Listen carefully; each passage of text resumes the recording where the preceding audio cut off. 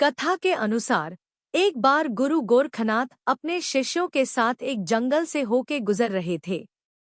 उस दिन कड़ी धूप की वजह से गर्मी भी ज्यादा थी, जिस वजह से कुछ दूर चलने के बाद गुरु गोरखनाथ जी ने अपने शिष्यों से कहा कि आओ इस पेड़ के नीचे बैठकर कुछ देर आराम कर लेते हैं, फिर आगे की यात्रा शुरू करेंगे। गुरु का आदेश पाते ही सभी शिष्य उसी पेड़ के नीचे आराम करने लगे।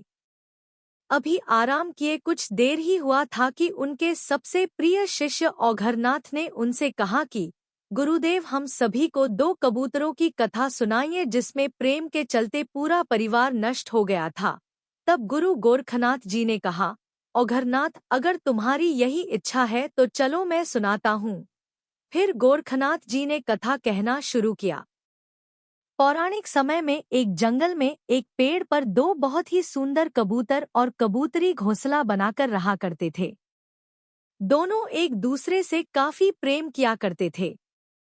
उस कबूतर और कबूतरी में इतना प्रेम था कि एक दूसरे की इच्छा पूर्ति के लिए वो दोनों कोई भी कष्ट उठाने से नहीं डरते थे।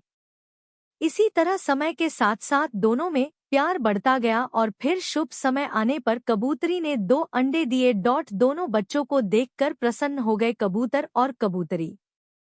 उसके बाद अंडों की वो दोनों ही बड़े प्यार से देखभाल करने लगे और फिर कुछ दिन बाद उन अंडों से 2 बड़े ही प्यारे बच्चे निकले। ये देखकर कबूतर और कबूतरी का चेहरा खिल उठा। उन दोनों को ऐसा लग रहा था कि मानो दुनिया की सबसे बड़ी खुशी मिल गई हो, लेकिन कुछ दिन बाद ही उनकी इन खुशियों को ग्रहण लग गया। एक दिन की बात है, प्रतिदिन की तरह कबूतर और कबूतरी सुबह के समय अपने बच्चों को घोंसले में छोड़कर दाना चुगने निकल गए। उस दिन दोपहर के समय जंगल में एक शिकारी आ गया। वो सुबह से ही शिकार की तलाश में था, लेकिन अभी उसे कुछ भी हाथ नहीं लगा था। ये सोचकर वो दुखी हो गया और पेड़ के नीचे बैठ गया।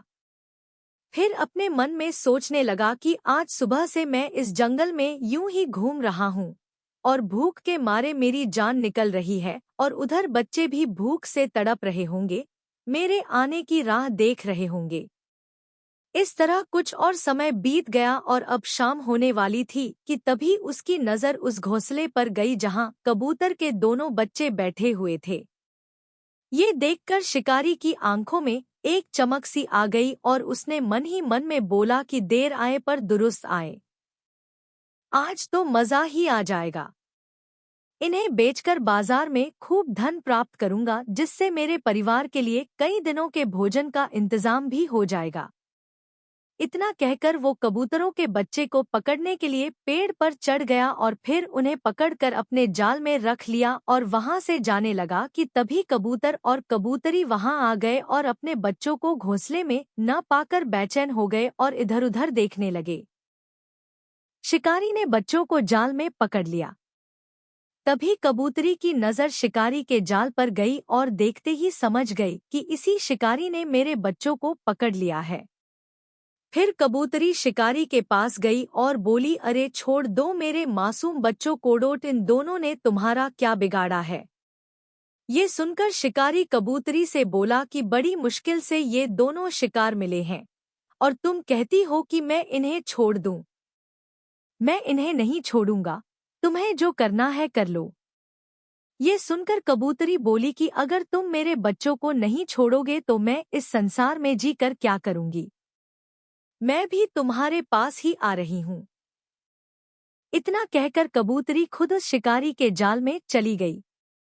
उधर जब कबूतर ने देखा कि पहले उसके दोनों बच्चे और अब कबूतरी भी शिकारी की कैद में है, तो भला मैं अकेला जिंदा रहकर क्या करूँगा। यही सोचकर उसने भी शिकारी से कहा कि रुको, मैं भी तुम्हारे पास आ रहा हूँ। इस तरह जहां एक तरफ पूरे परिवार ने आपसी प्रेम के चलते मृत्यु को गले लगा लिया, वहीं शिकारी ने उन चारों कबूतरों को बाजार में बेचकर खूब सारा धन कमाया।